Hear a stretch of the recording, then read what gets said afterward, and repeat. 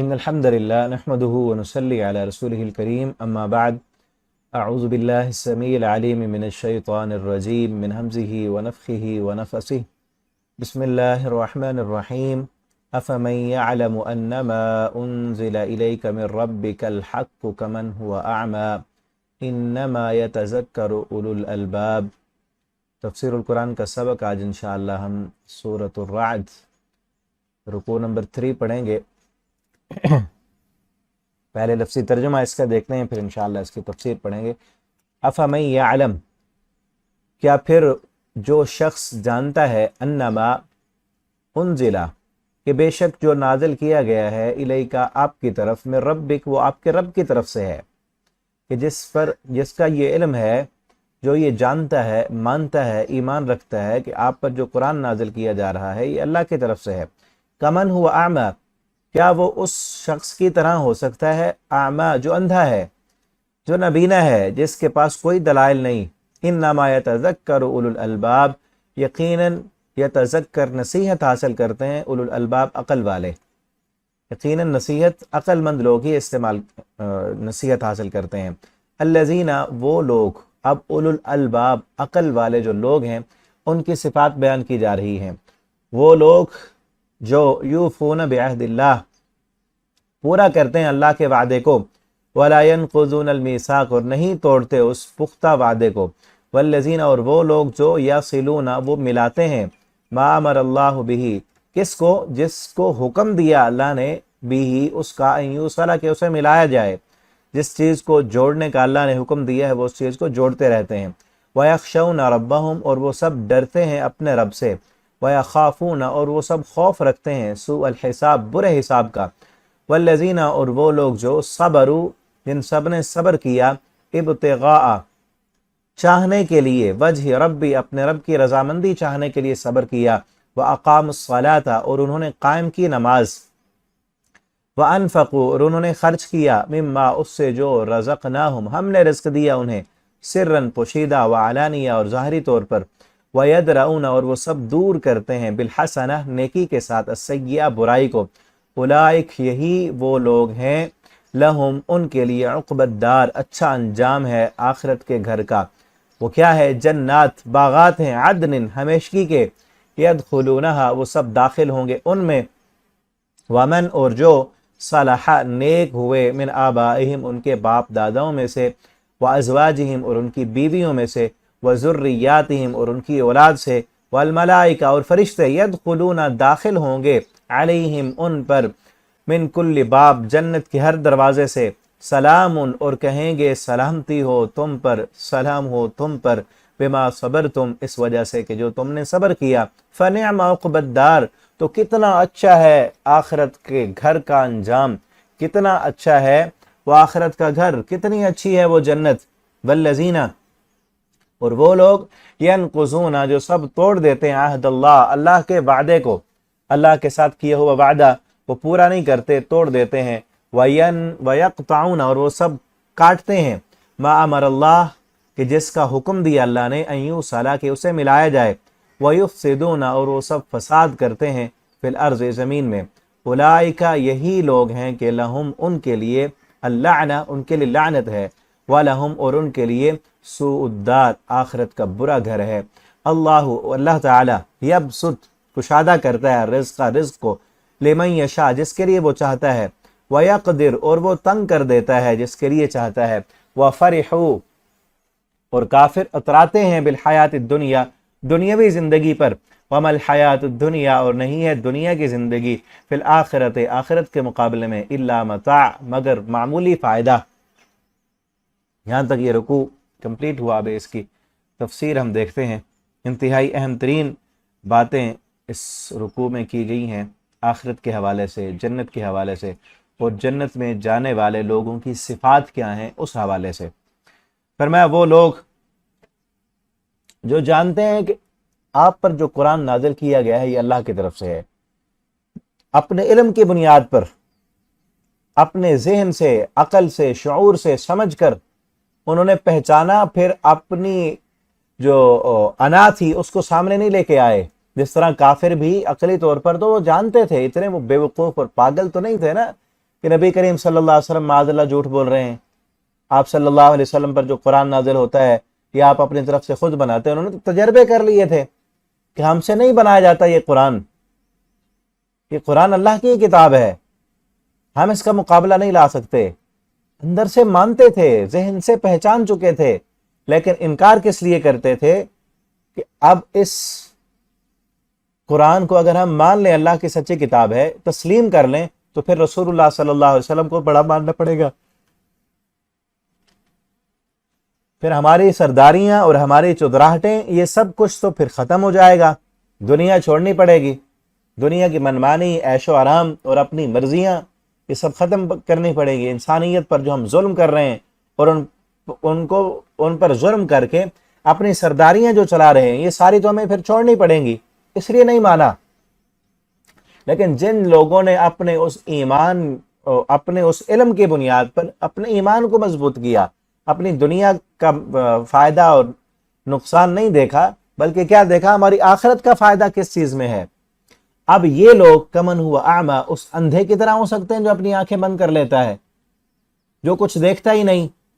اب مشرک کافر انسان جس بات پر وہ کھڑا ہوتا ہے، اس کے پاس کوئی دلیل نہیں ہے نا، اس کے پاس کوئی دلیل نہیں ہے۔ بتوں کے پجاری، ان سے جب پوچھا جاتا کیوں تم ان کی پوجا کرتے ہو، جب ابراہیم علیہ السلام نے ان سے پوچھا تھا هل يسمعونكم استدعون او ينفعونكم او يضرون، ان کے سامنے جھکتے ہو اور ان کو معبود مانتے ہو، کیا یہ سنتے ہیں جب تم پکارتے ہو؟ تمہیں کوئی نفع نقصان دے سکتے ہیں؟ آگے سے کیا کہتے ہیں؟ بل وجدنا آباءنا، ابراہیم ہمارے پاس کوئی دلیل نہیں ہے، ہم بھی جانتے ہیں ہاتھوں سے بنایا ہے ان کو، یہ سنتے دیکھتے نہیں ہے، نفع نقصان کے مالک نہیں ہے، لیکن ہمارے باپ دادا یہ ایسے کرتے تھے۔ پھر ابراہیم علیہ السلام نے جب ان کے بتوں کو توڑا، پھر بھی ابراہیم علیہ السلام نے کہا اس بڑے سے پوچھو، اس نے کیا ہے، تو کیا کہنے لگے؟ ثم نکسوا علی رؤوسہم، اپنے سر جھکا لیے اور سوچنے لگے کہ واقعتاً ابراہیم کہتا تو ٹھیک ہے۔ لقد علمت ما هؤلاء ينطقون، ابراہیم تو بھی جانتا ہے کہ یہ بات نہیں کرتے، ہمیں پتہ ہے کہ یہ نہیں بولتے۔ اندر ہی اندر سے مان لیا اور کہنے لگے کہ تم ہی ظالم ہو، اپنے نفس سے کہنے لگے کہ کتنا بڑا ظلم کر رہے ہو۔ لیکن پھر اندر سے جو انا ہے وہ ابھری کہ اگر مان لیا ہم نے ابراہیم علیہ السلام کی اس دعوت کو، تو پھر بڑا تو اس کو ماننا پڑے گا، پھر ہم تو چھوٹے ہو جائیں گے، ہمارے باپ دادا جھوٹے ہو جائیں گے۔ پھر ابھری انا کہنے لگے قالوا حرقوا وانصروا آلہتکم، پکڑو اس کو اور اپنے جلاؤ، اس کو آگ میں ڈالو، اپنے الہوں کی مدد کرو۔ تو وہ تو اندھے ہیں، نابینے ہیں۔ اب یہ جس کے پاس کوئی دلیل نہیں ہے، جو صرف اس بات پر ہے کہ میرے باپ دادا جیسے کرتے تھے میں نے ایسے ہی کرنا ہے، دلیل اس کے پاس کوئی نہیں ہے، بتوں کو اپنا معبود بنایا ہوا ہے، یہ سفارشی بنایا ہوا ہے، یہ کہتے ہیں اللہ ہماری ایسے نہیں سنتا جب تک سفارشی ساتھ نہیں لائیں گے۔ اس بات پر، اس عقیدے اور نظریے پر ان کے پاس کوئی دلیل نہیں ہے۔ اب یہ لوگ اور دلیل والے لوگ جن کے پاس قرآن کے دلائل ہیں، جن کے پاس اللہ کے فرامین ہیں، یہ کبھی برابر نہیں ہو سکتے۔ اور اس چیز کو سمجھنے والے تو صرف عقل مند ہیں۔ اصل عقل تو ان کے پاس ہے نا جو استعمال کرتے ہیں، جو اپنی عقل کو استعمال ہی نہ کرے دین کے معاملے میں۔ کئی لوگ دین کے معاملے میں عقل استعمال نہیں کرتے، بس باپ دادا جیسے کرتے تھے ہم بھی ویسے ہی کریں گے۔ دنیا کے معاملے میں بڑے ذہین ہیں، اپنا بزنس بڑا اچھا چلا سکتے ہیں، کاروبار میں بلکہ کئی ایجادات کی ہوئی ہیں انہوں نے۔ سائنسدانوں کو دیکھیں، دنیا میں کئی چیزیں ایجاد کر لیں انہوں نے، کہاں سے کہاں تک پہنچ گئے، لیکن خالق کو نہیں پہچان سکے۔ آخرت کے مقابلے میں اندھے ہیں، جب آخرت کی بات آتی ہے چھوڑ دیتے ہیں اس کو۔ کس لیے؟ صرف اس وجہ سے کہ آخرت کے بارے میں اگر مان لیں اور تسلیم کر لیں تو پھر اپنی دنیا کی منمانیاں چھوڑنی پڑتی ہیں ان کو۔ الذین یوفون بعہد، اب ان عقل مندوں کی نشانیاں کیا ہیں؟ کچھ نشانیاں بیان کی گئی ہیں۔ اصل عقل مند کون ہیں؟ اصل آخرت کے دن فائدہ پانے والے کون ہیں؟ اصل عقل مند وہی ہے نا جو اپنے ہمیشہ کی زندگی کو سنوار لے، جو چند روزہ زندگی کو سنوارنے کے لیے اپنی ساری عقل استعمال کرے، وہ تو عقل مند نہیں ہے۔ عقل مند وہ ہے جو اصل زندگی ہے، جو ہزاروں سال کی نہ ختم ہونے والی زندگی ہے، ہمیشہ ہمیشہ کی، جو اس کو سنوارنے کی کوشش میں لگا رہے۔ اصل عقل مند تو وہ ہے نا جو اس دنیا کی چند روزہ زندگی کو سنوارنے کی کوشش میں لگا رہے پر اپنی آخرت کی ہمیشہ ہمیشہ کی زندگی کو چھوڑ دے۔ وہ کیسا عقل مند ہے؟ پھر آخرت کی زندگی دنیا کی زندگی کے مقابلے میں ایسے کہ ایک سمندر میں ایک آدمی اپنی انگلی کو ڈبوئے اور باہر نکالے دیکھے کہ انگلی کو کتنا پانی لگا ہے، جتنا پانی انگلی کے ساتھ لگا ہے یہ دنیا ہے، ایک دو قطرے، اور سمندر جو ہے وہ آخرت ہے۔ کتنا بے وقوف ہے وہ انسان جو ایک دو قطروں کی خاطر سمندر کو ٹھوکر مار دے، بے وقوف ہے نا، عقل تو نہیں ہے اس کے پاس۔ عقل مند تو وہ ہے جو ان ایک دو قطروں کی فکر نہ کرے، ان کی پرواہ نہ کرے، اس سمندر کی پرواہ کرے جو ہمیشہ کی زندگی ہے، اس کو سنوارنے کی اور اس کو اچھا بنانے کی کوشش کرے۔ اللہ ہمیں بھی آخرت کی زندگی کو سنوارنے والا بنا دیں۔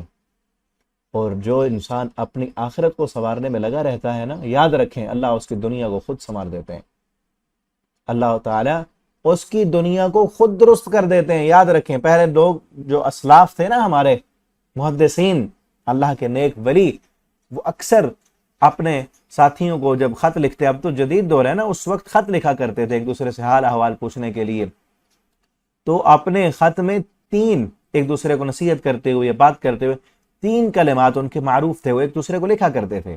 ایک کلمہ وہ یہ لکھتے تھے کہ جو شخص آخرت کے کام میں مشغول ہو جاتا ہے، اللہ تعالیٰ اس کے دنیا کے کام خود بخود درست کر دیتے ہیں۔ یعنی جو بندہ اپنی آخرت کے گھر کو بنانے کی جو ہے فکر میں لگا رہے، اللہ دنیا اس کی خود سنوار دے، یعنی وہ سمندر کی فکر کر لے، قطرے تو مل جائیں گے اس کو۔ پھر ایک جملہ یہ لکھتے تھے کہ جو بندہ آخرت کی فکر میں لگ جائے، اللہ اس کی دنیا خود بخود سنوار دیتے ہیں۔ دوسرا جملہ وہ یہ لکھتے تھے کہ جو شخص اپنے باطنی حالت کو، اپنی اندر والی حالت کو، اپنی قلبی حالت کو درست کرنے کی فکر کرتا رہے اور اپنے دل کا رخ، اپنے باطن کا رخ اللہ کی طرف موڑ دے، تو اللہ تعالیٰ اس کی ظاہری حالت کو خود بخود ٹھیک کر دیتے ہیں۔ اور تیسرا جملہ وہ یہ لکھتے کہ جو شخص اللہ تعالیٰ کے ساتھ اپنے معاملات کو درست کر لے، اللہ کے ساتھ اپنے معاملے کو صحیح کر لے، تو اللہ رب العالمین دنیا والوں کے ساتھ اس کے معاملے کو بھی درست کر دیتے ہیں۔ ٹھیک ہے نا؟ تو ہمیں چاہیے کہ ہم اپنی آخرت کو سنوارنے کی فکر میں رہیں، اصل عقل مند بنیں۔ ان کی خوبیاں کیا ہیں؟ الذین یوفون بعہد اللہ، سب سے بڑی بات جو اللہ سے وعدہ کیا اس کو وہ پورا کرتے ہیں۔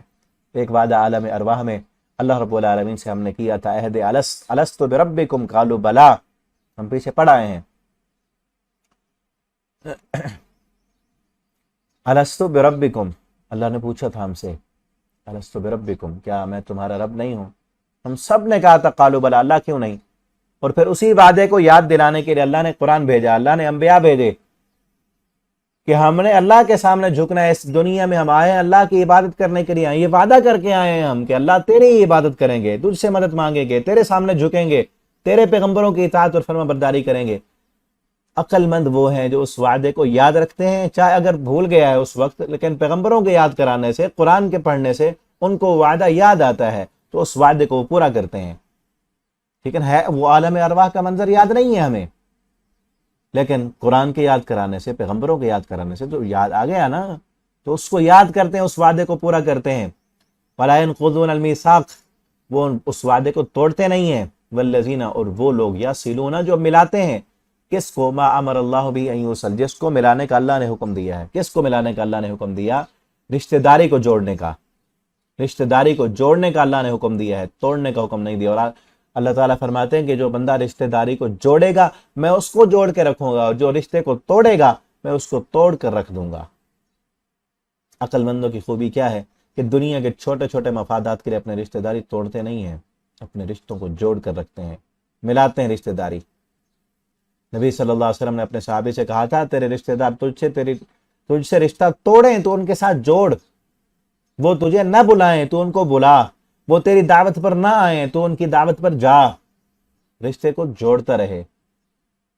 ٹھیک ہے نا؟ آج کل جو ہے بہت زیادہ رشتوں کو توڑا جاتا ہے، چھوٹے چھوٹے مفادات کی خاطر، اس نے مجھے بلایا کیوں نہیں، اس نے مجھے میرے معیار کے مطابق جو ہے مقام نہیں دیا، جو مجھے پوچھا تک نہیں، مجھے سلام نہیں کیا، یوں نہیں کیا، موڈ بنائے جاتے ہیں، رشتے توڑے جاتے ہیں۔ آپ ایسے رشتہ داروں کے ساتھ بھی رشتہ جوڑ کر رکھیں، چاہے وہ آپ کے ساتھ آپ کو نقصان دینے والے ہوں۔ کئی رشتہ داروں میں ایسے زہریلے منافق بھی موجود ہوتے ہیں، لیکن کوشش کریں کہ ان کے ساتھ بھی توڑیں نہیں، سلام دعا کی حد تک تو رکھیں نا۔ ٹھیک ہے، انسان کو اپنے آپ کو بچانا چاہیے، مومن ایک سوراخ سے دو دفعہ نہیں ڈسا جاتا۔ کسی نے آپ کو تکلیف پہنچائی ہے، آپ کو دکھ دیا ہے، آپ اس سے رشتے کو جوڑنے کا یہ مطلب نہیں کہ بار بار اس سے دکھ لیتے رہیں۔ آپ یہ ہے کہ اس کے ساتھ قطع تعلقی نہ کریں، یہ نہ کہیں کہ میں نے اب زندگی بھر بولنا نہیں ہے، یہ زندگی بھر کسی کو بلانا نہیں ہے، یہ نہ کہیں۔ چھوٹی چھوٹی باتوں پر کئی لوگ اعلان کر دیتے ہیں بس جینا مرنا ہمارا ختم، تو یہ عقل مندی نہیں ہے۔ رشتے کو دنیا کے جو ہے عقل مند، تو جس طرح پیچھے میں نے کہا ابھی، عقل مند اصل وہ ہے جو ہمیشہ کی زندگی کو سنوار لینا۔ کئی لوگ رشتہ جوڑتے ہیں صرف دنیا کے مفادات دیکھ کر، کہ جس رشتہ دار سے کوئی فائدہ ملنا ہے اس سے تو جوڑ کر رکھنی ہے، جس سے کوئی فائدہ نہیں، کہتا ہم نے ان سے کیا لینا ہے، ہمارا کوئی لینا دینا نہیں، یہ کون سا ہمیں فائدہ دے رہے ہیں۔ دنیا کے فائدے کے لیے نہیں جوڑنی رشتہ داری، آخرت کے فائدے کے لیے جوڑنی ہے۔ اللہ کا حکم ہے رشتہ جوڑ کے رکھو، رشتہ دار ہے نا تمہارا، حق ہے اس کا، جوڑ کر رکھو، رشتہ داری توڑنی نہیں ہے، قطع تعلقی نہیں کرنی، آخرت کے لیے جوڑنی ہے، دنیا کے فائدے کے لیے نہیں۔ اب دیکھیں نا کئی لوگ دنیا کے مفادات کے لیے، جو پیسے والے ہیں رشتہ دار، چاہے وہ لگتے نہیں رشتہ دار، ان کو زبردستی اپنا رشتہ دار شو کرتے ہیں، یہ پیسے والا ہے، عہدے والا ہے، مشہور ہے، اس کے ساتھ میری جو ہے تصویر آ جائے، اس کے ساتھ میرا کچھ نام بن جائے، ایسے کھینچ تان کے کہیں گے یہ فلاں فلاں کا فلاں لگتا ہے میرا۔ اور جو اپنا ہو، قریبی ہو، غریب ہو، اس کو رشتہ دار ماننے کے لیے تیار نہیں ہے، ٹھیک ہے نا۔ لیکن عقل مند وہ ہیں جو رشتہ داری کو آخرت کے فائدے کے لیے جوڑتے ہیں، کہ اللہ کا حکم ہے، اس کا صلہ اللہ سے لینا ہے ہم نے، چاہے رشتہ دار نقصان دے رہے ہیں، تکلیف پہنچا رہے ہیں، اللہ نے اس کا صلہ دینا ہے ہمیں، اور اللہ کا حکم ہے اس لیے جوڑ رہے ہیں ہم۔ وہ ہم سے نفرت کرتے ہیں، وہ نہیں سلام کرتے، ہمارا حق بنتا ہے راستے میں چلتے ہوئے، انہوں نے نہیں کیا، ہم کر دیں پہلے، انہوں نے قطع تعلقی کی ہے، ہم کوشش کریں کہ جوڑیں رشتہ داری کو۔ اور جو یاد رکھیں، جو انسان رشتہ داری کو جوڑتا رہتا ہے نا، اللہ اس کے رزق میں برکت عطا کرتے ہیں، اس کی عمر لمبی ہوتی ہے۔ رشتے کو جوڑنے کے، صلہ رحمی کے فائدے بہت زیادہ ہیں، انشاءاللہ اس پر بھی کبھی بات کریں گے کہ صلہ رحمی کے فائدے کیا ہیں اور قطع تعلقی کے نقصانات کیا ہیں۔ انشاءاللہ اللہ کی توفیق سے الگ سے ایک جو ہے اس ٹاپک پر آپ کلپ بنا کے آپ تک شیئر کریں گے، تاکہ رشتہ داری کو جو جوڑ رہے ہیں ان کو مزید جوڑنے کی اللہ تعالیٰ توفیق دیں، اور جو توڑنے والے ہیں ایسے رشتہ دار، ان تک یہ پیغام پہنچائیں تاکہ وہ بھی رشتہ داری کو جوڑیں۔ وَيَخْشَوْنَ رَبَّهُمْ، اور وہ ڈرتے ہیں اپنے رب سے، وَيَخَافُونَ عَذَابَهُ، اور وہ سب وَيَخَافُونَ سُوءَ الْحِسَابِ، خوف رکھتے ہیں برے حساب سے، ان کو ڈر لگتا ہے کہ ہم نے اگر اللہ کی نافرمانی کی تو اللہ کی پکڑ بڑی سخت ہے، اور قیامت کے دن بہت برا عذاب ملنا ہے۔ اللہ سے ڈرتے رہتے ہیں ہمیشہ، اللہ کا ڈر ان کے دل میں ہوتا ہے، تو اللہ کی فرما برداری میں وہ زندگی بسر کرتے ہیں۔ اور اگلی خوبی کیا ہے ان کی، وَالَّذِينَ صَبَرُوا ابْتِغَاءَ وَجْهِ رَبِّهِمْ، وہ صبر کرتے ہیں، سب سے بڑی خوبی ان کے اندر ہوتی ہے کہ وہ صبر کرتے ہیں۔ اور صبر کے درجات میں نے بتائے تھے، پہلا درجہ ہے کہ نیکی کرنا، اس پر استقامت اختیار کرنا، ہمیشہ نیکی کرنا، ہمیشہ سچ بولنا، ہمیشہ صلہ رحمی کرتے ہیں۔ اب صلہ رحمی کرتے ہوئے کئی تکلیفیں ہوتی ہیں، کئی لوگوں کی باتیں سننی پڑتی ہیں، ٹھیک ہے نا، رشتے داری کو جوڑتے ہوئے کئی باتیں سننی پڑتی ہیں، کئی لوگوں کے جو ہے رویے دیکھنے پڑتے ہیں، لیکن وہ صبر کرتے ہیں ان پر، نماز پڑھتے ہوئے، روزہ رکھتے ہوئے، حج کرتے ہوئے، جہاد کرتے ہوئے، سارے دین کے احکامات پر عمل کرتے ہوئے تکلیف ہوتی ہے، ان تکلیفوں کو برداشت کرتے ہیں، یہ پہلا صبر ہے۔ دوسرا صبر یہ کہ اپنے آپ کو گناہ سے روکنا، گناہ سے روکنا، بلکہ یہ پہلا درجہ ہے، گناہ سے روکیں گے تو پھر نیکی کریں گے نا۔ دل کر رہا ہے جھوٹ بولنے کا، دل کر رہا ہے گالی دینے کا، دل کر رہا ہے موبائل نیٹ پر فحاشی اور یعنی دیکھنے کا، موقع بھی ہے، حالات بھی ہیں، اسباب بھی ہیں، صلاحیت بھی ہے، لیکن نہیں کرنی، گناہ نہیں کرنا، اپنے آپ کو گناہ سے روکنا ہے، یہ صبر ہے۔ یہ کس لیے کرتے ہیں؟ ابتغاء وجہ ربی، اپنے رب کے رضا حاصل کرنے کے لیے اپنے آپ کو روکتے ہیں گناہ سے، تو میرے رب نے روکا ہے۔ دیکھنا انسان کے دل کے اندر ہی اندر کتنی خواہشیں جو ہے وہ انگڑائیاں لیتی رہتی ہیں، مچلتی رہتی ہیں، انسان کا دل کبھی کئی چیزیں کھانے کو کرتا ہے لیکن وہ چیزیں حرام ہیں، کئی کام کرنے کو کرتا ہے، کئی دفعہ کئی باتیں انسان کے دل میں آتی ہیں، اور کئی دفعہ رشتہ داری کے ساتھ یا معاملات کرتے ہوئے کئی ایسی باتیں اندر ہی اندر آتی ہیں کہ یہ بس بات کر دے اس کو، لیکن انسان صبر کر جاتا ہے، کس لیے؟ ابتغاء وجہ ربی، یہ میرا رشتہ دار ہے، یہ مجھ سے بڑا ہے، یہ چاہے میرے ساتھ زیادتی کر رہا ہے، میں اس کو دو چار سنا سکتا ہوں، میں اس سے بات کر سکتا ہوں، لیکن کس لیے وہ صبر کرتا ہے؟ ابتغاء وجہ ربی، اس کی کڑوی باتیں سن کر، یہ گالی دے رہا ہے نا، یہ غلط بات کر رہا ہے، یہ جھوٹ بول رہا ہے، میں اس کو یہاں ذلیل کر سکتا ہوں، اس کے جھوٹ کو پکڑ سکتا ہوں، لیکن کچھ نہیں، اگر میں نے اس کی بات، اس کے جھوٹ کو پکڑ دیا، اس کو یہاں تو اس کی بدنامی ہو جائے گی نا، لیکن رشتہ داری ٹوٹ جائے گی، کئی دفعہ انسان صرف اس وجہ سے صبر کر لیتا ہے تاکہ میری رشتہ داری تو قائم رہے نا. اب یہاں اگر اس کی بات میں اس کو برابر کا جواب دے دوں تو بدلے میں بولنا ہی چھوٹ جائے گا, رشتہ داری ٹوٹ جائے گی. کئی دفعہ انسان اپنی وہ باتیں اندر ہی اندر چھپا دیتا ہے. کئی دفعہ انسان کے کھانے پینے کے جو جذبات ہیں اندر اندر ابھرتے ہیں, بندہ ان پر صبر کرتا ہے. کئی دفعہ کئی اور نفسیاتی جذبات, کئی اور چیزیں جو انسان کے دل میں اندر ہی اندر آتی رہتی ہیں, ان پر کنٹرول کرتا ہے اور صبر کرتا ہے. کس لیے؟ اللہ کی رضا کے لیے. انہی کے لیے جنت ہے. ٹھیک ہے نا, یہ پہلا درجہ ہے گناہ پر صبر کرنا. دوسرا درجہ پھر نیکی کرنا, نیکی کرتے ہوئے جو تکلیف ہوتی ہے, جو پریشانی آتی, اس پر صبر کرنا. اور پھر نیکی کے راستے پر چلتے ہوئے لوگوں کی باتیں سننا. آپ دیکھیں نا, آپ رشتہ داروں کے ساتھ رشتہ داری جوڑ رہے ہیں کس لیے؟ کہ اللہ راضی ہو جائے. اب دوسرے رشتہ دار آپ کو باتیں کرتے ہیں, تم نے ان سے کچھ لینا ہے؟ ہم نے کب کا ان کے ساتھ ختم کر دیا ہوا ہے تعلق, تم کیوں بلاتے ہو اس کو؟ تمہیں کیا ہے؟ وہ کئی طرح کی باتیں, تم ان کے کانے ہو, تم نے ان سے کیا لینا ہے؟ پتہ نہیں کیا ہے, تم کیوں ڈرتے ہو؟ تمہارے منہ میں زبان نہیں ہے, تم نہیں بات کر سکتے. ایسی باتیں بھی پھر سننی پڑتی ہیں. ہم تو, میں ہوتا نا تیری جگہ پر, میں تو سنا دیتا دو چار, میں نے تو کب کی ختم کر دی ہوتی ان کے ساتھ. یہ تو ہے, پتہ نہیں تجھے ہے کیا. اس طرح کی بھی باتیں پھر سننی پڑتی ہیں انسان کو. آپ رشتہ داری جوڑ رہے ہیں اللہ کی رضا کے لیے, ایک وہ, اور پھر جن کے ساتھ جوڑ رہے ہیں کئی دفعہ وہ بھی ہوتا ہے, وہ بھی سمجھتے ہیں پتہ نہیں ان کو ہم سے کیا مفادات ہیں. کہ یاد رکھیں, جن کا ذہن دنیا کے فائدے سوچتا ہے نا, وہ دنیا داری کی سوچ سوچیں گے.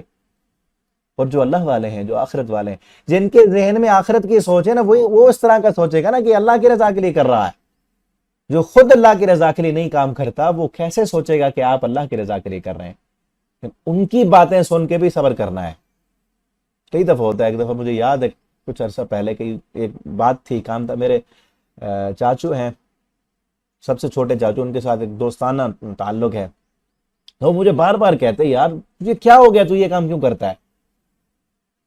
تو میں نے کہا چاچا آپ جس سوچ سے آپ سوچ رہے ہیں نا, میں کچھ دنیا کا فائدہ نہیں دیکھ رہا, اس میں آخرت کا فائدہ ہے. اور دیکھنا آپ کو آخرت کا فائدہ بعد میں, ابھی نہیں ہوگا, بعد میں نظر آئے گا آپ کو. ٹھیک ہے نا. تو جو اس ذہن سے سوچتے ہیں, دنیا کے ذہن سے سوچتے ہیں, وہ آپ کو سمجھتے ہیں کہ یار کیا ہو گیا آپ کو, یہ کام کیوں کر رہے ہو, اس میں فائدہ کیا مجھے بتاؤ. وہ بھی مجھے ایسے کہتے ہیں اس میں فائدہ کیا ہے مجھے بتاؤ. میں نے کہا ابھی نظر نہیں آ رہا, بعد میں نظر آئے گا. وہ آیا نظر. ٹھیک ہے نا. تو جو لوگ دنیا کی سوچ سے سوچتے ہیں نا, ان کو اس وقت نظر نہیں آ رہا تو وہ کہتے ہیں یہ پاگل ہے, یہ بے وقوف ہے, یہ کیوں یہ کر رہا ہے. تو ان کی باتیں سن کے بھی صبر کرنا ہے.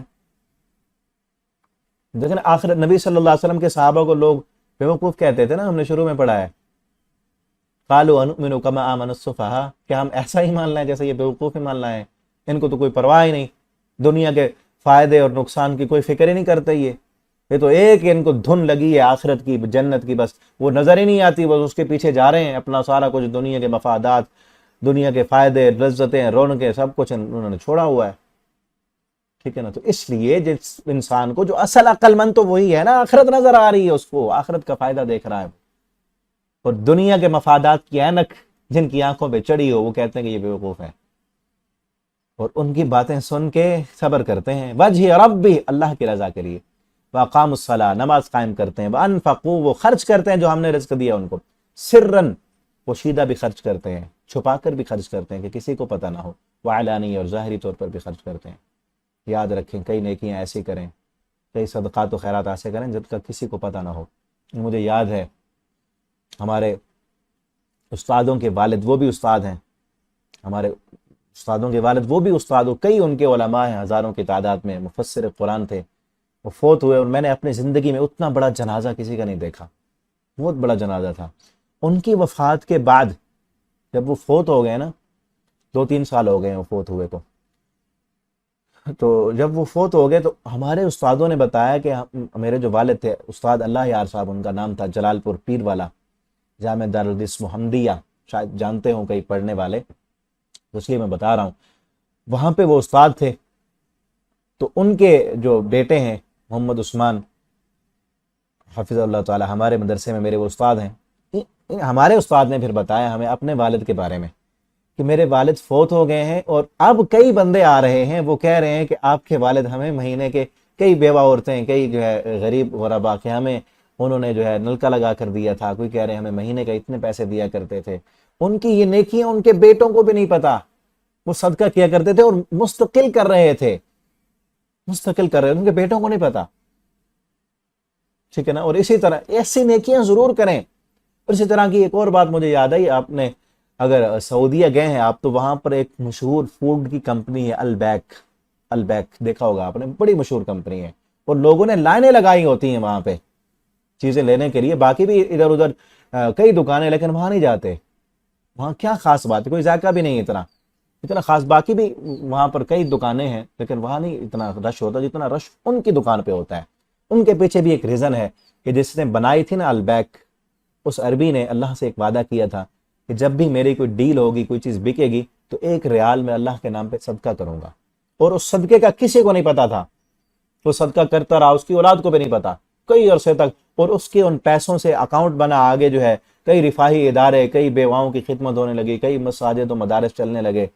بہت عرصہ گزر گیا، اللہ نے کاروبار میں برکت دی، پورے جو ہے ملک میں وہ کاروبار پھیل گیا. لیکن جب اس کی وفات ہوئی تب جا کر اس کے بچوں کو پتا چلا، کیونکہ وہ سارے ادارے بند ہو گئے.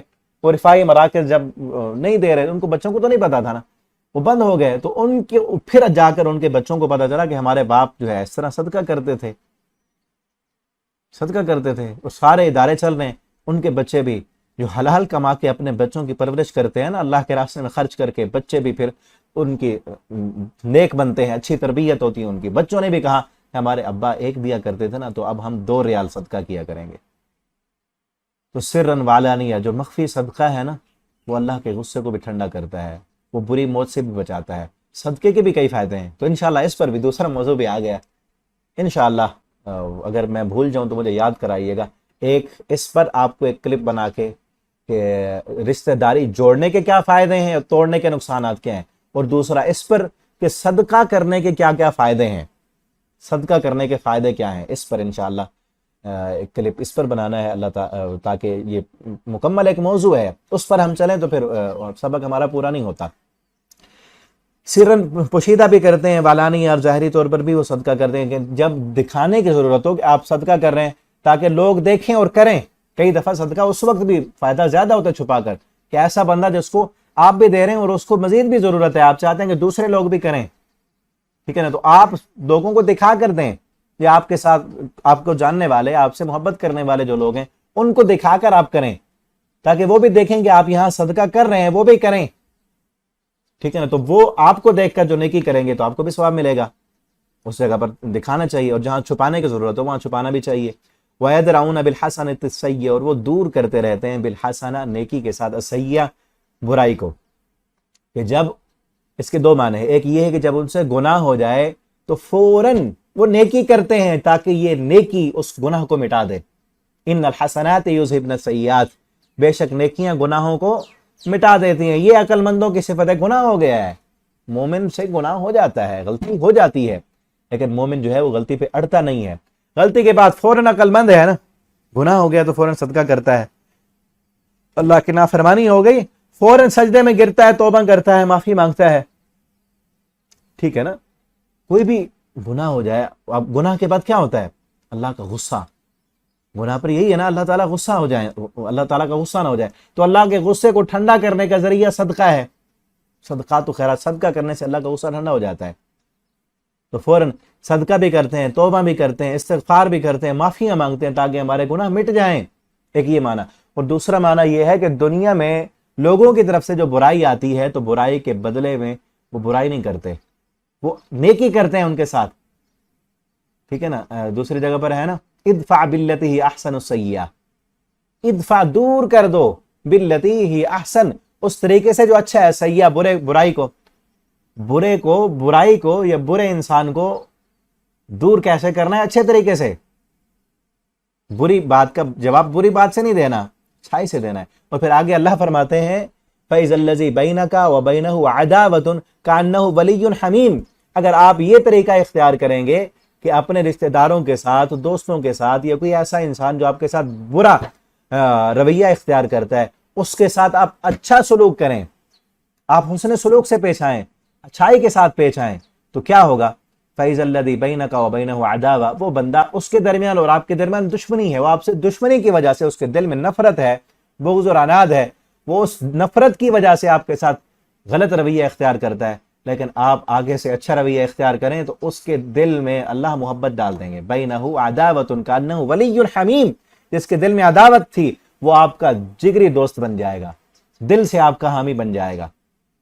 ٹھیک ہے نا؟ اس پر بھی کئی ایسے واقعات مل سکتے ہیں کہ جو لوگ جان کے دشمن تھے لیکن دلی محبت کی وجہ سے وہ جو ہے وہ اچھے سلوک کی وجہ سے وہ دل و جان سے نچھاور ہونے والے ساتھی بن گئے۔ نبی صلی اللہ علیہ وسلم کی سیرت سے بھی اس طرح کی کئی واقعات مل سکتے ہیں۔ کتاب ہے اخلاق نبوی صلی اللہ علیہ وسلم کے سنہرے واقعات، شیخ عبد المالک مجاہد حافظ اللہ تعالیٰ انہوں نے وہ لکھی ہے، اس کو آپ پڑھیں۔ یہ اگر کہیں تو میں آپ کو PDF میں بھی سینڈ کر سکتا ہوں، یہ بڑی زبردست کتاب ہے، دارالسلام نے شائع کی ہے اس کو، اخلاق نبوی کے سنہرے واقعات۔ یہ انگلش میں بھی اس کا ترجمہ اور بھی کئی زبانوں میں کیا، اس میں کئی اس طرح کے واقعات ہیں نبی کریم صلی اللہ علیہ وسلم کی سیرت کے۔ آپ کے جان کے دشمن جو آپ کو قتل کرنے کے ارادے سے آئے، آپ کا اچھا اخلاق دیکھ کر آپ مسلمان ہو گئے اور آپ کی جان کے محافظ بن گئے۔ ٹھیک ہے، آپ صلی اللہ علیہ وسلم سو رہے تھے، ایک بندہ آیا، آپ کی تلوار درخت پہ لٹک رہی تھی، اس نے تلوار اٹھائی اور جان کا دشمن تھا، اس نے کہا میں یمنعک منی، بڑی بے حرمتی سے بے ادبی سے آپ کو اٹھا کر کہنے لگا محمد آپ کو میرے ہاتھ سے کون بچائے گا؟ آپ صلی اللہ علیہ وسلم کوئی گھبرائے نہیں، گھبراہٹ نہیں، آپ نے کہا اللہ یمنعنی، اللہ مجھے بچائے گا، وہ حفاظت کرنے والا ہے۔ اب اس بندے نے جب دیکھا کہ کوئی گھبراہٹ ہی نہیں، اس کے جسم پر کپ کپی تاری ہو گئی، تلوار گر گئی، آپ نے اٹھائی اور کہا آپ بتا۔ آگے سے وہ کہتا ہے آپ تو بڑے اچھے اخلاق کے مالک ہیں، آپ تو برائی کا بدلہ برائی سے نہیں دیتے۔ آپ نے کہا جاؤ میں نے معاف کر دیا تجھے، جان کے قاتل کو معاف کر دیا۔ تو وہ فوراً کہتا ہے مجھے کلمہ پڑھائیں اور میں مسلمان ہوتا ہوں اور آپ کی جان کا محافظ بنتا ہوں۔ اس طرح سمامہ بن اسال، اس کا واقعہ بھی سنا ہوگا شاید آپ نے۔ 3 دن آپ اس کی خدمت کرتے رہے، آپ اس کو کھانا کھلاتے رہے، دودھ پلاتے رہے، وہ 3 دن مسلسل آپ کو کہتا رہا، کتنے برے الفاظ کہتا رہا کہ آپ سے معاذ اللہ آپ سے برا چہرہ میں نے نہیں دیکھا، آپ کے شہر سے برا شہر میں نے نہیں دیکھا، اگر مجھے قتل کرو گے بدلے میں آپ کو قتل کر دوں گا، احسان کر کے چھوڑنا چاہتے ہو تو احسان کا بدلہ بھی دے دوں گا، پیسہ چاہیے تو بتاؤ کتنے پیسے ہیں۔ وہ دھمکیاں دیتا رہا آپ کو قتل کرنے کی، حالانکہ بنا ہوا تھا۔ اور حضرت عمر تلوار نکالتے، کہتے اللہ کے پیغمبر حکم ہو اس گستاخ کی گردن اتار دو۔ میرے پیغمبر اس کے غصے والے اور اس کی جو ہے دھمکیوں کو سن کر مسکراتے اور آپ واپس چلے جاتے اور کھانا بھجوا دیتے، گھر سے دودھ بھجوا دیتے، مہمان نوازی کرتے۔ 3 دن کے بعد آپ صلی اللہ علیہ وسلم نے کہا اس کو چھوڑ دو، سمامہ کو جانے دو۔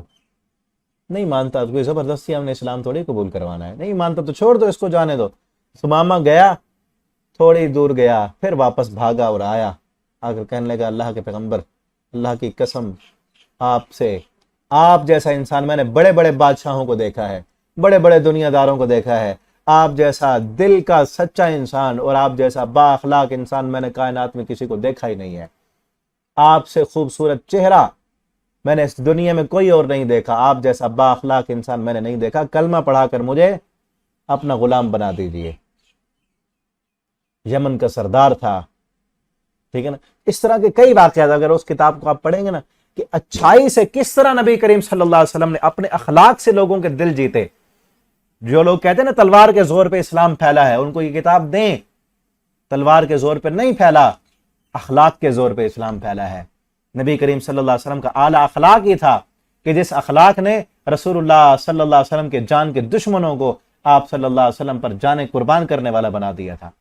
وہ کیا چیز تھی کہ مسلمانوں پر، صحابہ کرام پر لوگ ظلم و ستم کرتے، ان کو مارتے، لیکن پھر بھی نبی صلی اللہ علیہ وسلم کا دامن نہیں چھوڑتے تھے۔ وہ آپ کا اعلیٰ اخلاق تھا کہ ہر صحابی کا دل آپ کی طرف کھینچا ہی چلا جاتا تھا۔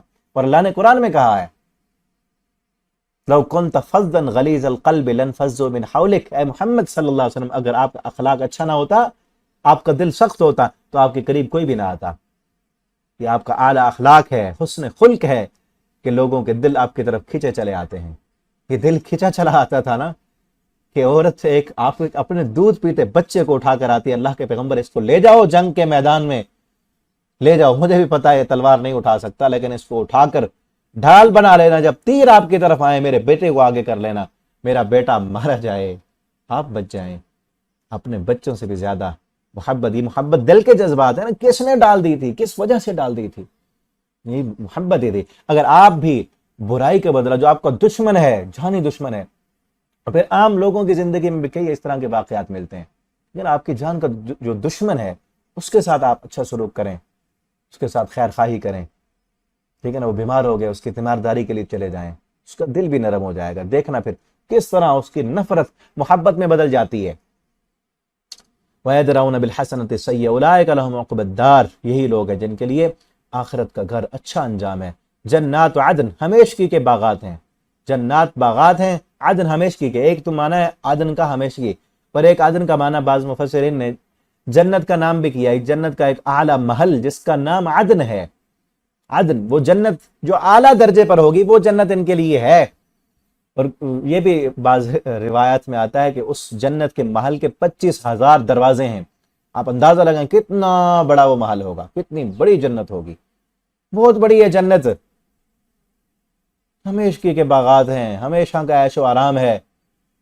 दुनिया में तसव्वुर भी नहीं किया जा सकता कि कितनी बड़ी जन्नत होगी, कितने बड़े महल्लात होंगे, और क्या कुछ वहां अल्लाह ने इंसान की आंखों की लज्जत के लिए छुपा रखा है। कहा है ना, ततजाफा जुनूबुहुम अनिल मज़ाजि यदऊन रब्बहुम खौफन व तमआ व मिम्मा रज़क़नाहुम युनफ़िक़ून फ़ला तअलमु नफ़्सुम मा उख़फ़िय लहुम मिन क़ुर्रति अअयुन।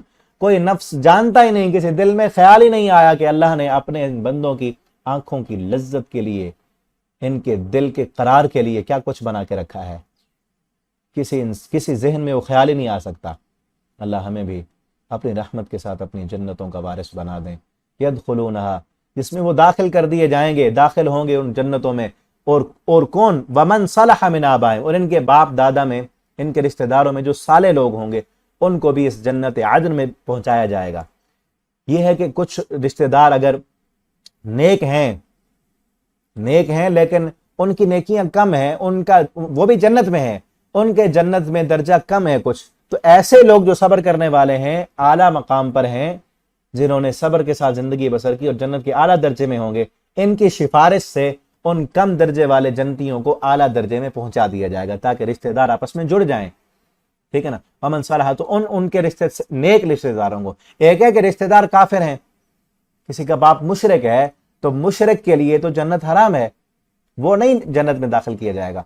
वो रिश्तेदार, वो बाप जो नेक है, बेटा आला दर्जे पर है, बेटा आला दर्जे पर, उसने आला नेकियां की, बाप भी नेक था लेकिन उसकी नेकियां कम थी, जन्नत मिली लेकिन कम दर्जे वाली, तो उस बेटे की सिफारिश से उसका दर्जा बढ़ा दिया जाएगा। इस तरह जो भी रिश्तेदार एक दूसरे के, अगर जन्नत में आला दर्जे वाला रिश्तेदार अदना दर्जे वाले जन्नती रिश्तेदार की सिफारिश करेगा तो उसका दर्जा भी बढ़ा दिया जाएगा।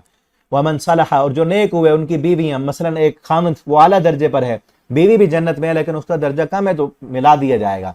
वज़ुर्रियत, जब उनकी औलाद, वल मलाइका, और फरिश्ते जो हैं, यदखुलूना, वो दाखिल होंगे, अलैहिम, उन पर, मिन कुल्ली बाब, हर दरवाजे से। और मैंने बताया ना, रिवायत में आता है कि 25,000 दरवाजे, हो सकता है इससे भी ज्यादा हो। सबसे कम दर्जे वाला जन्नती जो है उसको इस दुनिया से 10 गुना बड़ी जन्नत मिलेगी। सहीह बुखारी की रिवायत है, 10 गुना बड़ी इस दुनिया से। आप अंदाजा लगाएं कितनी बड़ी जन्नत होगी। सलामुन, पर फरिश्ते हर दरवाजे से आकर क्या कहेंगे? सलामुन, सलामती हो तुम, अस्सलामु अलैकुम। वो आएंगे, इस्तकबाल करेंगे और सलामतियां भेजेंगे, हर तरफ से आ रहे होंगे। सलामुन अलैकुम बिमा सबरतुम, ये उस वजह से तुम्हें मिला है जो तुमने दुनिया में सब्र किया था। सब्र किया, अल्लाह के हुक्मों की फर्माबरदारी की, गुनाह नहीं किया, तुमने सब्र किया, नेकियां की, उस पर सब्र किया, गुनाह से रुके रहे, लोगों की बातें सुनी, लोगों की तकलीफें बर्दाश्त की, दुनिया के मफादात छोड़े, अपनी तरजीहात छोड़ी, अपनी जो है दुनिया में अपनी मनमानी और अपनी ख्वाहिश नफ्स को छोड़ा, कुचला, और अल्लाह की फर्माबरदारी की। रातों को जो है ना नींदें कुर्बान करके तुम उठ जाया करते थे, लंबे क़याम करते थे, सदक़ात व खैरात करते थे, जिहाद करते थे नफ्स के खिलाफ, काफिरों के खिलाफ। ये सारा उसका बदला है जो तुम दुनिया में सब्र करते रहे। फनिअम उक़बद्दार, कितना अच्छा घर है आखिरत का, कितना अच्छा अंजाम है आखिरत का। अल्लाह हमें जन्नत का वारिस बना दें। अल्लाह हमें वो काम करने की तौफीक दें जो काम हमें अल्लाह की जन्नत के करीब करने वाले हों, अल्लाह की रज़ा के करीब करने वाले हों।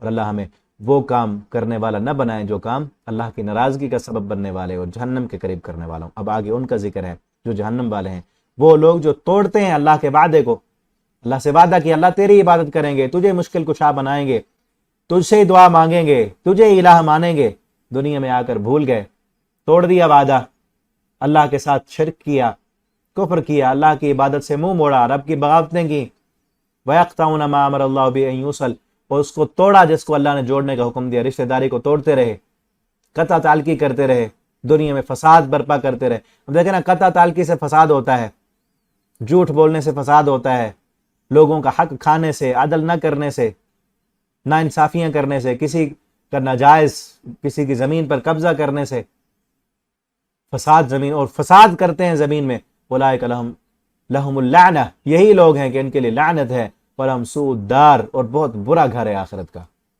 جہنم ہے ان کے لیے۔ اور یاد رکھیں اللہ یبسط الرزق لمن یشاء، اللہ تعالیٰ پھیلاتے ہیں زمین میں جس کے لیے، رزق کو پھیلا دیتے ہیں جس کے لیے چاہتے ہیں۔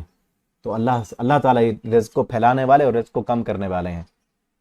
کبھی یہ ذہن میں مت لائیں کہ ہمارے اسباب، وسائل، ہماری دکان، ہمارا بزنس، ہماری تجارت، ہماری ملازمت ہی ہمیں رزق دے رہی ہے، یہ سبب ہیں، اسباب کو اختیار کرنا چاہیے۔ کئی دفعہ کم اسباب والوں کو اللہ زیادہ رزق عطا کرتے ہیں، کئی دفعہ زیادہ اسباب میں پھنسے ہوئے لوگوں کو کم رزق ملتا ہے، کئی دفعہ بڑی بڑی ڈگریوں والے ان کو کچھ نہیں ملتا، اور جن کی کچھ ڈگریاں نہیں ہوتی اللہ ان کو بہت عطا کر دیتے ہیں۔ ڈگریوں سے کچھ نہیں ملتا، رزق دینے والی ذات اللہ کی ہے۔ لیکن یاد رکھیں اللہ ہر پرندے کو رزق دیتے ہیں، اس کے گھونسلے میں نہیں ڈالتے، محنت کرنی پڑتی ہے، اللہ نے جو صلاحیت دی ہے اس کو استعمال کریں، لیکن یہ ذہن میں نہ ہو کہ میری صلاحیتوں کی وجہ سے مل رہا ہے، اللہ دے رہے ہیں، اور اسے رب سے مانگیں، اس رب سے مانگیں۔ اگر رزق میں کمی ہے، اضافہ چاہیے، رب سے کہیں۔ اور رزق کو پھیلانے کے اب تیسرا موضوع بھی آ گیا، میرے ذہن میں نہیں تھا کہ یہ سارے موضوع یہاں آئیں گے، ابھی آپ کو بتاتے ہوئے میرے ذہن میں آ رہا ہے، رزق کو بڑھانے کے سب اسباب کیا ہیں، یہ بھی ایک الگ موضوع ہے کہ رزق کے بڑھنے کے جو اسباب ہیں وہ کیا ہیں۔ ایک تو ظاہری دنیا کے اسباب ہیں نا، یہ اصل اسباب نہیں ہیں، اصل اسباب باطنی سبب ہیں، کچھ جن کاموں کے کرنے سے اللہ تعالیٰ رزق میں اضافہ کرتے ہیں، اللہ ہی بڑھاتے ہیں نا۔ تو کن چیزوں کی وجہ سے اللہ بڑھاتے ہیں، کون سے ایسے کام ہیں جو ہم کریں تو اللہ رب العالمین ہمارے رزق کو بڑھا دیں گے۔ تو اس پر بھی انشاءاللہ ایک کلپ بنائیں گے، بلکہ میں یہ لکھ کر اپنے ٹیبل پہ رکھ دیتا ہوں تاکہ مجھے یاد رہے یہ 3 چیزیں کہ رزق کو بڑھانے کے اسباب کیا ہیں۔ اللہ تعالیٰ رزق کو بڑھاتے ہیں، تو وہ کام ہم کریں گے انشاءاللہ تو اللہ تعالیٰ رزق کو بڑھا دیں گے۔ ایک کتاب بھی ہے رزق کی کنجیاں، ڈاکٹر فضل الہی صاحب حافظ اللہ تعالیٰ، ان کی یہ کتاب ہے، اگر آپ اسے پڑھیں گے تو اس میں بھی وہ ساری چیزیں آپ کو مل جائیں گی۔ اللہ یبسط الرزق، اللہ پھیلاتے ہیں، کشادہ کرتے ہیں رزق کو جس کے لیے وہ چاہتے ہیں، ویقدر، اور جس کے لیے وہ چاہتے ہیں تنگ کر دیتے ہیں، یعنی وہی کام جو نہ کرے گا اس کے خلاف کرے گا تو اس کا رزق تنگ ہو جائے گا۔ وفرحوا، اور کافر اتراتے ہیں بالحیات الدنیا، دنیا کی زندگی میں۔ بعض کافروں کو اللہ نے آزمانے کے لیے دنیا بڑی دی ہے، دنیا کا مال، اسباب سب کچھ دیا ہے، آزمائش کریے، اللہ کی طرف سے آزمائش ہے۔ اب دیکھیں ایک بندے کے پاس دنیا ہے لیکن اس دنیا میں غافل ہو کر اللہ کو بھولتا نہیں ہے، اللہ کا حق بھی پورا کرتا ہے، بندوں کا حق بھی پورا کرتا ہے، اپنی آخرت کی فکر کر رہا ہے، تو وہ دنیا اس کے لیے نعمت ہے۔ لیکن ایک بندہ دنیا داری میں پڑھ کر آخرت کو بھول جاتا ہے اور اللہ کے وعدے کو بھول جاتا ہے، اللہ کا باغی اور نافرمان بن جاتا ہے، تو دنیا اس کے لیے وبال ہے۔ وفرحوا بالحیات الدنیا، اور دنیا کی زندگی میں وہ خوش ہو گئے ہیں۔ وما الحیات الدنیا، اور نہیں ہے دنیا کی زندگی آخرت کے مقابلے میں الا متاع، مگر معمولی سا فائدہ، متاع، معمولی فائدہ۔ متاع عربی میں نا بہت ہی حقیر اور گھٹیا چیز کو کہتے ہیں، حقیر چیز ہو، گھٹیا چیز ہو، لیکن کچھ نہ کچھ اس سے فائدہ حاصل کر لیا جائے۔ اور عربی میں نا ایک صحابی انہوں نے دیکھا کہ ایک عورت کا نا، عورت کو جو خون آتا ہے اس کو صاف کرنے کے لیے، اب تو جدید دور ہے، اس وقت کپڑا استعمال کیا کرتے تھے، اس کا وہ خون آلود کپڑا ایک کتیا اٹھا کر بھاگ گئی، تو وہ اس کو بلا رہی تھی متاع، متاعی متاعی، یہ میری فائدے کی چیز ہے، میں نے اس سے کچھ نہ کچھ اپنا فائدہ حاصل کرنا ہے، یہ میرا واپس کر دے۔ تو انہوں نے کہا اللہ نے وہی لفظ بولا ہے حقیر، وہ کتنا حقیر اور گھٹیا کپڑا ہے، لیکن کچھ نہ کچھ اس سے فائدہ تو ہو رہا ہے نا، اس کو فائدہ حاصل کرنا، اپنی گندگی دور کر رہی ہے وہ اس سے۔ تو اس طرح دنیا بھی اسی طرح حقیر اور گھٹیا چیز ہے اللہ کے ہاں۔ اور ایک حدیث میں آتا ہے کہ اللہ کے ہاں اس دنیا کی قیمت اگر مچھر کے ایک پر کے برابر بھی ہوتی، اللہ کافر کو ایک گھونٹ بھی پانی پینے کا نہ دیتے۔ اللہ کے ہاں اس دنیا کی حیثیت مچھر کے پر کے برابر بھی نہیں ہے، اس لیے اللہ نے دنیا کافروں کو وافر مقدار میں دی ہوئی ہے۔ تو اس لیے دنیا دار نہ بنے، اپنی آخرت کی فکر کریں، اللہ دنیا مفت میں دے دیں گے۔ اللہ تعالی ہمیں اپنی آخرت کی فکر کرنے والا بنا دیں۔ آگے انشاءاللہ ہم اگلے سبق میں پڑھیں گے۔ والسلام علیکم ورحمۃ اللہ وبرکاتہ۔